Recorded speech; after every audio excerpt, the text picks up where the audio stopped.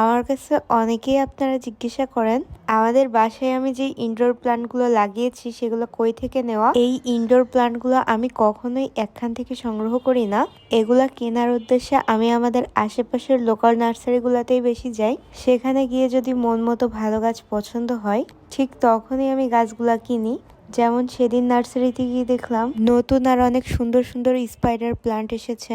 আমার বাসায় যে স্পাইডার প্ল্যান্টটা ছিল সেটা মারা গেছে দেখে আমি নতুন করে একটা স্পাইডার প্ল্যান্ট কিনেছি এখান থেকে। পাশাপাশি আরো অনেক ইনডোর প্ল্যান্ট দেখলাম, বাট আমার বাসায় অনেক আছে, যেমন টেবিল কামিনী, রাবার প্ল্যান্ট, স্নেক প্ল্যান্ট, অনেক গাছ ছিল।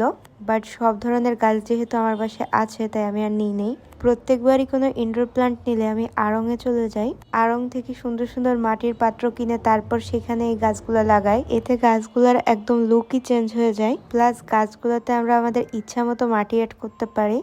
প্রথম প্রথম আমার যখন একেবারেই আইডিয়া ছিল না, আড়ং-এর ইনডোর প্ল্যান্ট সেকশন থেকে আমি গাছ নিতাম, কিন্তু পরে গিয়ে বুঝতে পারলাম এভাবে গাছগুলো কিনলে সব দিক থেকে অনেক বেশি সাশ্রয়ী আর লাভবান হওয়া যাবে। তাই আমি গাছ নিয়ে আসি নার্সারি থেকে আর পাত্র নিই আড়ং থেকে। তারপরে দুইটাকে একসাথে মিক্স করে সুন্দরভাবে রুম ডেকোরেট করি।